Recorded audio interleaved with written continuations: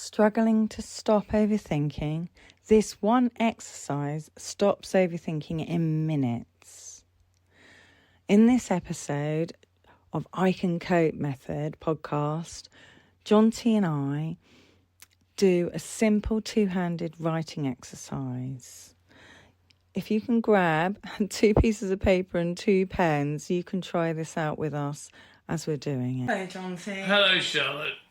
And how have you been? What, this week or today?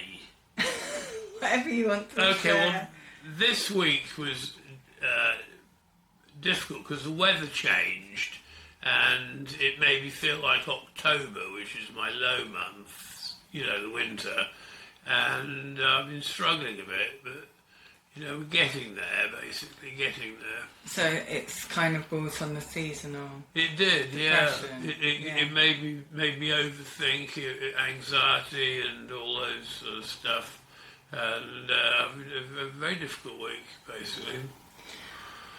I know, and the weather isn't what it should be in May. There's been a lot of rain, a lot of cold, so it is very reminiscent of the autumn and winter. Yes. It makes people want to hibernate. Yes, it does, yeah. Yeah. So what are the things that you've been focusing on to change your state of mind? I've been thinking about happy thoughts, like burgers at the Green Dragon, nice things like that. You've been doing a lot of walking. And I've also been doing a lot of walking. It all helps. I'm not as low as the winter, but it's getting close to it. Yeah, but doing that walking really helps, with your chemicals in your brain. It's the fresh air. Yes. Also cold showers. And what does the cold showers do? The cold showers make me feel very weird for the first couple of minutes, but then afterwards I feel I've achieved something, and I just feel good when it warms up. Yeah, so they reset your dopamine, your serotonin, and your oxytocin levels. Yes, it's very good. Yeah, which are all the good feel factors. Yeah, very good. In your brain. So things like that really help reset things. Yes.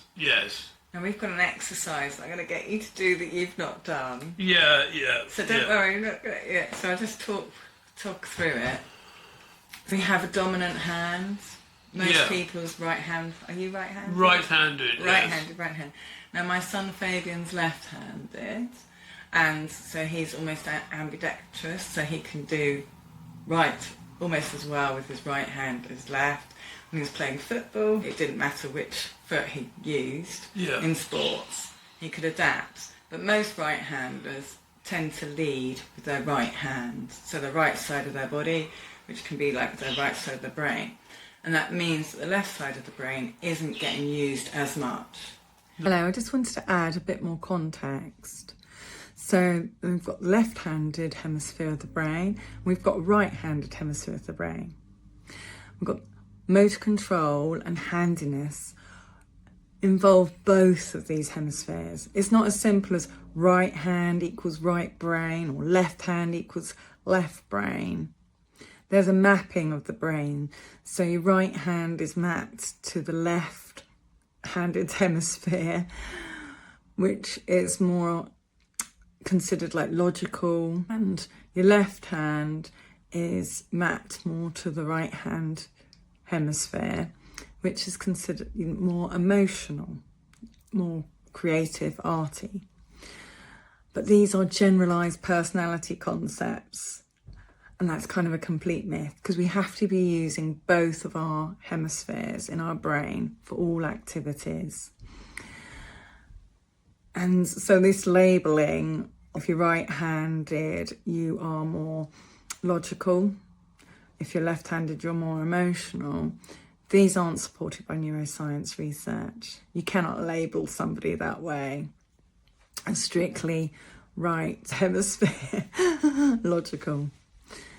The brain does have distinct lateralized functions. It's believed that different brain areas are responsible for like controlling language, music, formulating memories, making movements. The left and the right hemisphere specialise in processing different types of information, operating in fundamentally different ways.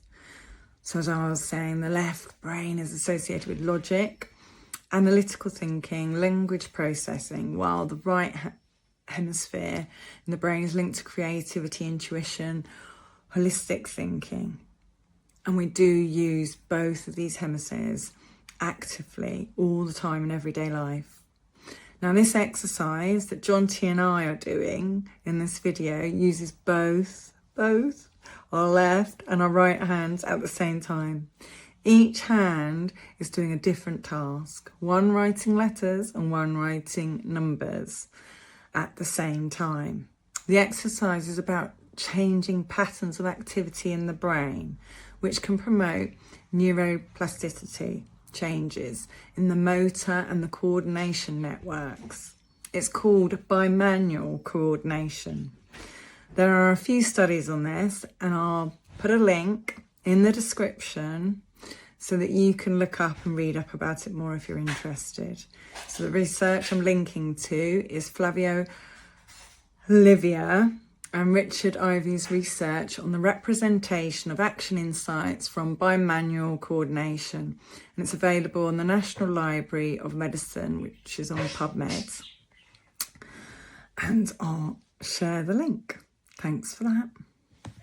And so by swapping the tasks that we do in life, so if you're constant on a computer, your vision is looking forward, your stature is all changing, and you're just there focusing on, say, problem solving, administration, those kind of things, that you're not getting an opportunity to use the other parts of the brain that are more creative. So as a musician would be using a lot more creativity.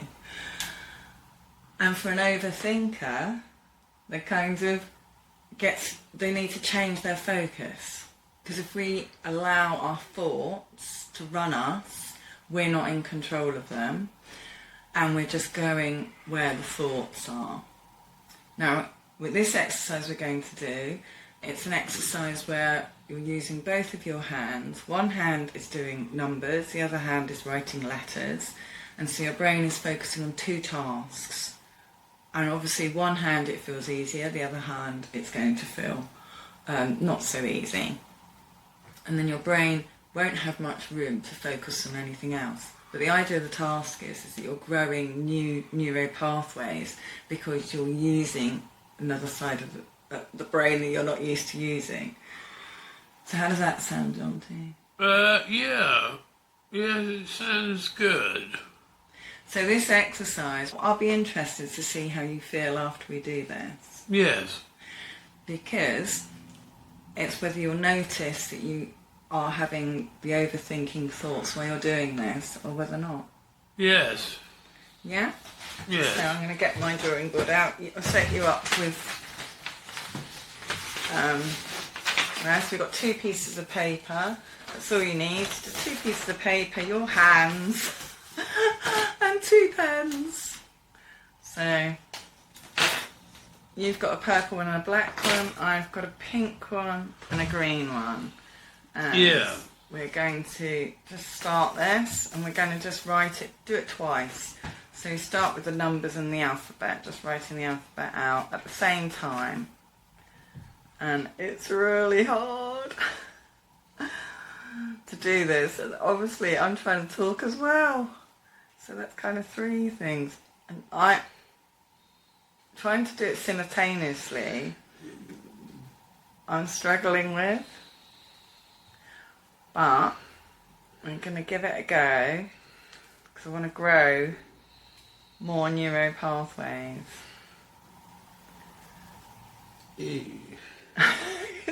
Having to say the alphabet out. I am doing it not quite at the same time as the exercise. Paying attention to what I'm writing.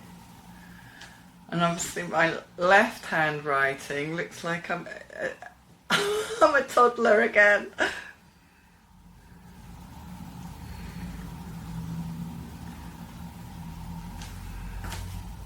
It might have been easier if I'd done this in biro instead of fountain pen.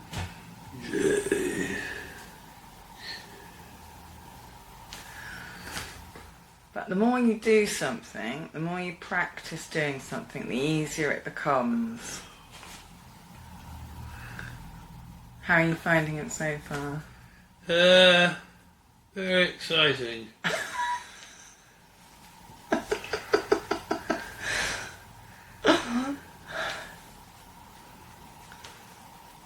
Right. I've never written with my left hand. Never ever? No. My brother and I, we used to, when we were younger, practice doing it to like tease each other, like writing like a toddler.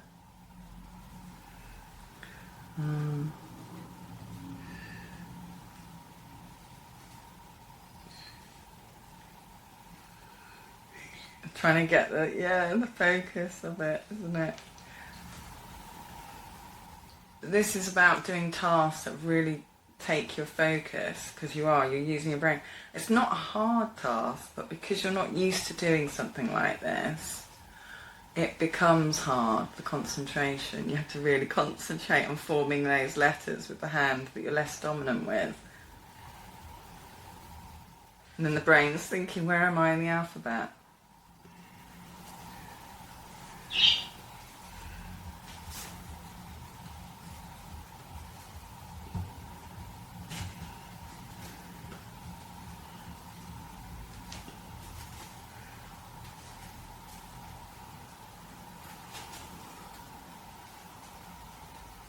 Alright, I've managed to do one set. How are you getting on? You're there as well.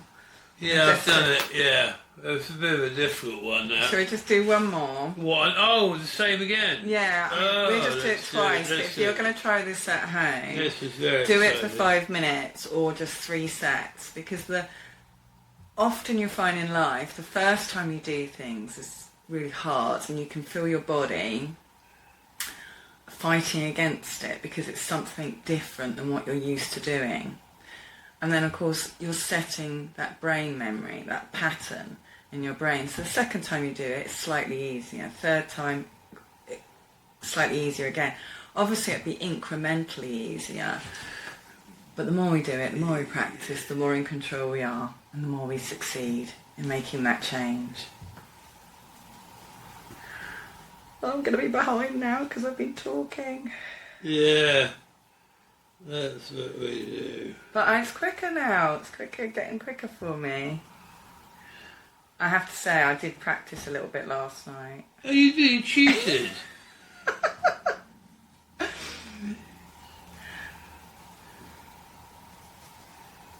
It's still hard because as I say, you're doing something you're not used to doing. It's a bit like if you're always used to crossing your arms in a certain way and then you do it in another way, it just feels wrong. But the more you try it the other way, the more comfortable it becomes.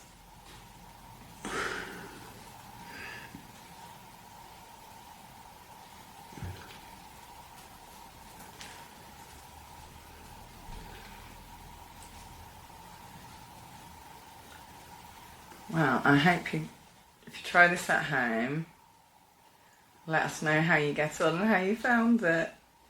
But doing this exercise each day will help improve the part of the brain that you're not using so much, which will help with your focus and making changes in your life and creating those new neural pathways.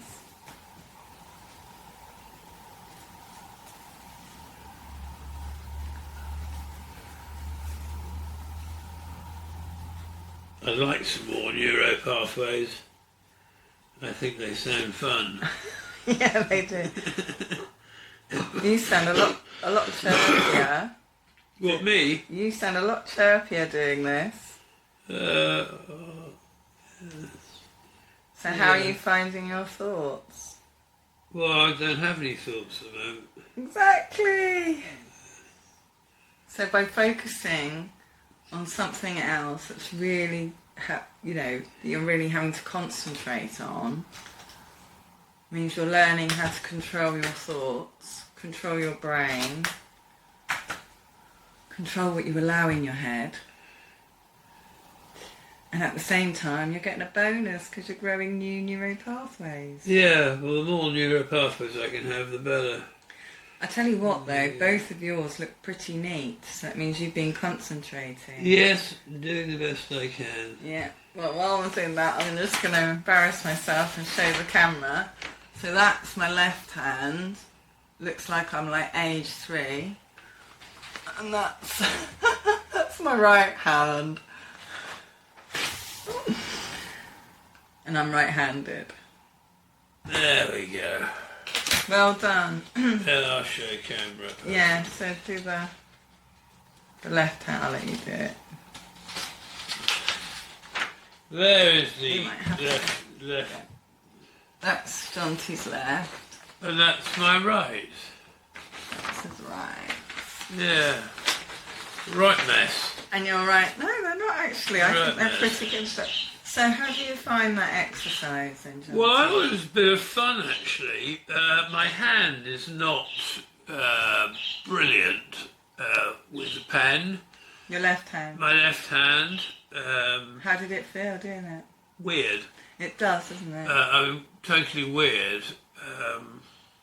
But, you know, it made me concentrate and I forgot all track of what I was thinking about. And is that a good thing? Well, possibly is. Possibly is. And you sound do you feel brighter?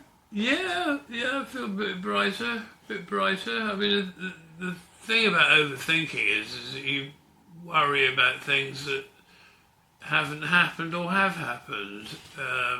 And worrying about them doesn't change anything, but it gives you the feeling that you might stop it from happening in the first place. But that's a pattern you've trained yourself Yeah. into. You know, and it happens to lots of people. Yeah, it does. Yeah, I mean, basically for 30 years I've had to worry about things before they've happened to avoid them from happening. And the thought that if I don't worry about something, then it will happen. You can't just float through life. That's what I say. No, but most of the time the thoughts, when we overthinking, it becomes negative. Yes, it does, yeah. And then you're putting in place thoughts that 99% of the time aren't going to happen to you. Yeah, that's right. So you're taking away today's peace. That's right. Well, wait a week, and when the sun comes out, the sun's coming out this weekend, I will just perk up like a light bulb. Or you can carry on with doing these changes of cold showers, going for walks. I won't change that. I won't change cold showers. I like my cold showers. Do you think you might be practicing this? Yeah, I probably would. Yeah, Yeah? I would. I'd probably become good at it, actually. Yeah. Do you, I mean, it's all a question of getting the hand to hold the pen properly.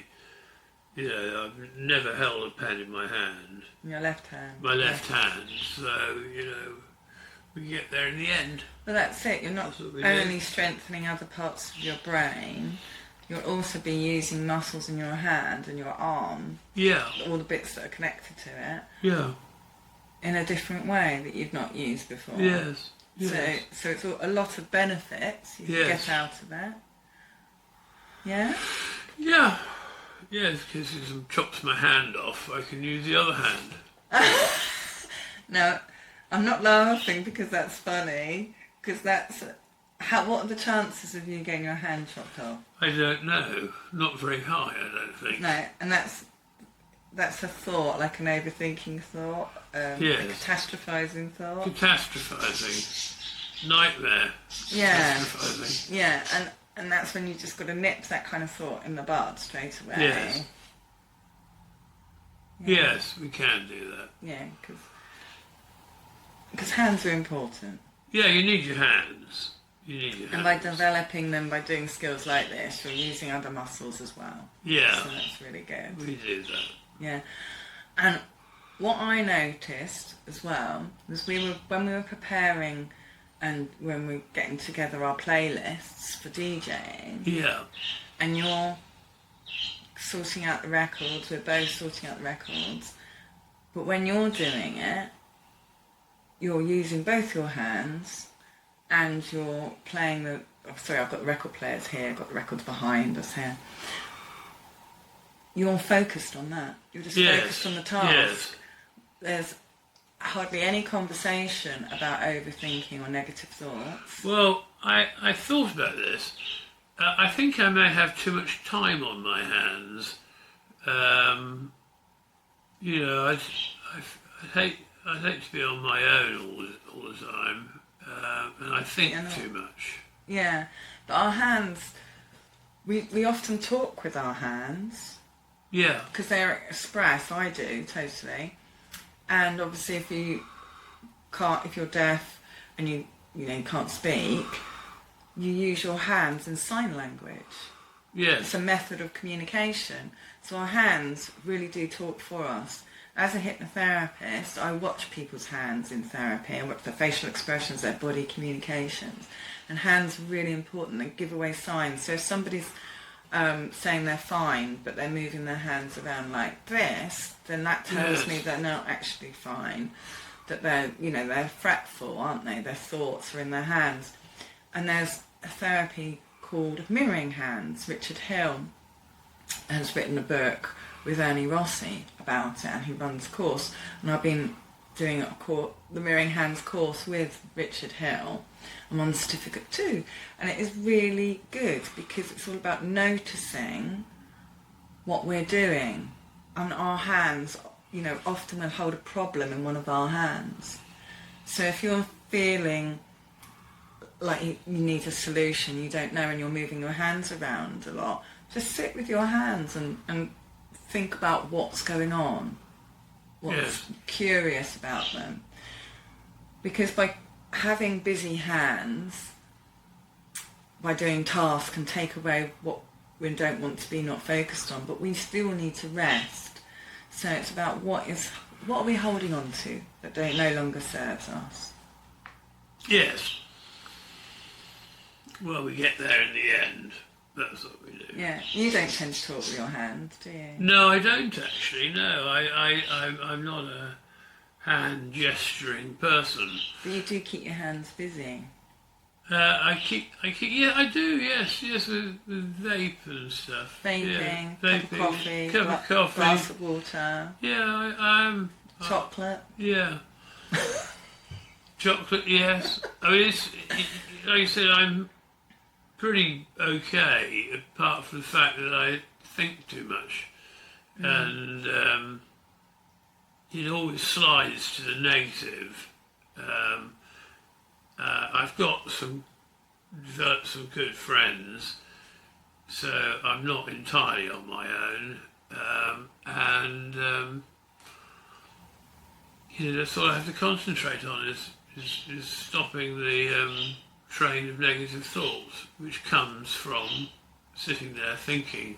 And so by doing things, with changing your focus, changing your surroundings, can really help, can't it? Oh yes, it does, but I'd hate to go on holiday on my own or something. It's highly unlikely, isn't it? No, yes, I wouldn't go on holiday on my own. No. Because I'd just be depressed the entire time. Well, I think that this is quite a good exercise for you to try. Yes, I will try it, yeah. I found another thing that helps me not think too much is I argue with AI. I sat in the Market Tavern the other day having a long discussion with AI. He's very clever, but he lacks emotion. Is that what you told him?